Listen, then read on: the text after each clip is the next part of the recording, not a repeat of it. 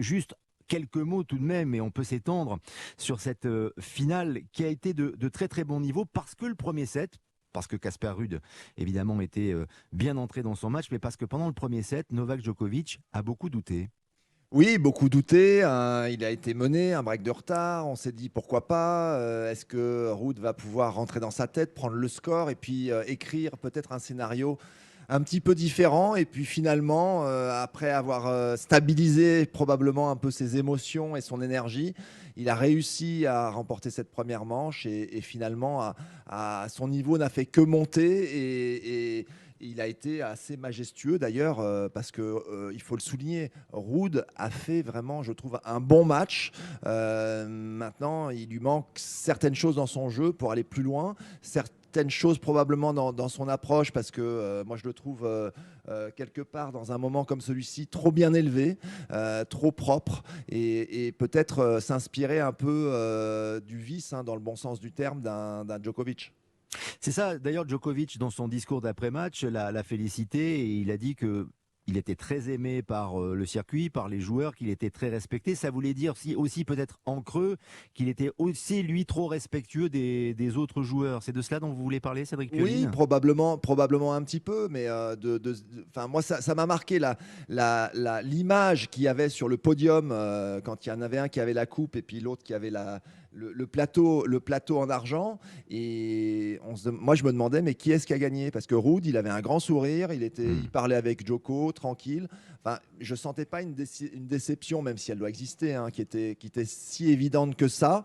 Mais comme Wilander contre Noah en Oui, 83, sauf que Wilander en a gagné 7. Donc après, je pense qu'il faudra quand même qu'il travaille là-dessus. Parce que rappelons aussi, alors évidemment, l'éclairage, et on n'est pas là pour parler spécialement de Ruud, mais juste cette petite parenthèse pour dire que sur les 5 derniers tournois du Grand Chelem, il est 3 fois en finale. Donc c'est une sacrée performance et qu'il se positionne peut-être comme un potentiel vainqueur. Oui, bien sûr, on peut lui rendre hommage aussi dès ce soir, Benoît Mélin, parce que ce qui renforce encore plus l'exploit et la victoire de Djokovic aujourd'hui, c'est que Casper Ruud n'est pas passé à côté de sa finale. Ah non, non, pas du tout. Il est même mieux rentré que Novak Djokovic. C'est ça qui nous a, enfin moi, qui m'a un peu étonné parce que quand il a démarré ce match, il a réussi à prendre le service de Djokovic tout de suite. D'ailleurs, c'est le seul moment de la finale où il a pris le service de Djokovic, son premier jeu de service. Après, bah, il n'a plus aucune possibilité de prendre le service du Serbe. Donc, mais il a réussi à mener, il arrivait à mettre son tennis en place. Il y avait ce livre très lourd.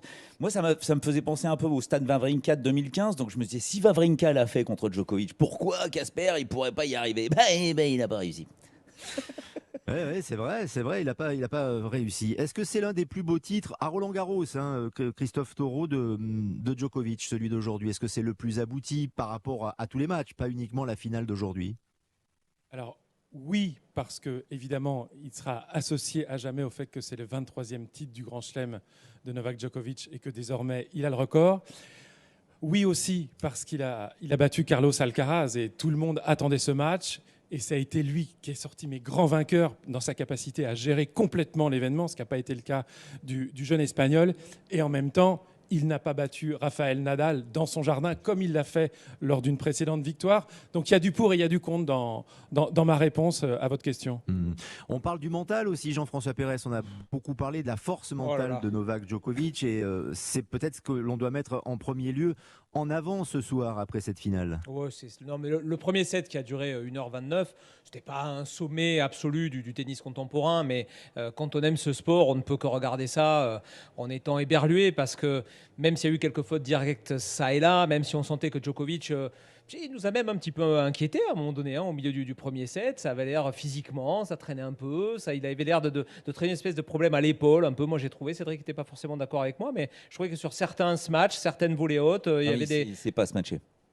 Oui, d'accord, mais enfin bon, Ça- remettre la balle. Non, non, mais non, mais. sur Le terrain, plus bon. grand, peut-être le plus grand joueur de tous les temps ne sait pas ce match. Non, mais c'est fou, c'est fou. Bon, voilà, Mais- on ouvre notre débat en Non, l'occurrence. mais Mais- il y avait une telle crispation, on se rend pas compte, mais il rentrait sur le court pour voilà, devenir le GOAT. Donc, Donc, enfin, tout c'est ça- c'est fou, quoi. Pour dire qu'on arrive à 6 partout, il s'en sort plutôt pas mal, on va dire, Djokovic dans le premier set.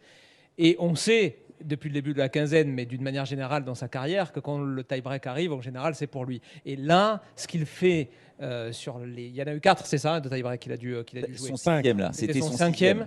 6e. 6e, c'était. Ouais. Il n'a pas fait une faute directe. Jamais. De tous les jeux décisifs qu'il a joués, il n'a pas fait une seule faute directe. Je crois Mais qu'il a c'est perdu 12 points au total. extraordinaire. Et donc, il gagne ce tie-break 7.1. Et là, je pense que Casper Ruud se dit, si moi, qui n'ai jamais pris un set de ma carrière à Novak Djokovic, je ne l'ai pas fait cette fois-là, Oui, mais Il a pris un coup de Monir. au revoir, merci. Quoi. Ah ouais, le et la Monir, finale a duré autant les 2 sets qui ont suivi que le premier set tout seul, 1h30 en gros à chaque fois. Donc tout ça pour répondre à votre question, Lionel. Le mental de Djoko, c'est quelque chose c'est du jamais vu Mais- quoi, pour moi, franchement. mais- hein. il est inoxydable. mais en même Ah temps, ouais. on pouvait aussi Christophe Taureau. se poser la question de sa capacité à aborder l'événement parce que en 2021, quand il s'est retrouvé au pied du Grand Chelem en finale de l'US Open, il allait là aussi une nouvelle fois marquer l'histoire, remporter les 4 tournois majeurs la même année. Et bien cette finale face à Daniil coincé. Medvedev, ça avait un petit peu coincé. On l'avait fait sur Europe 1 avec, Med- avec Cédric. Medvedev avait été formidable, mais Djokovic n'était pas à la hauteur fois de 6-4. l'événement cette fois-là. Ouais. Mais là, ça a été complètement le cas.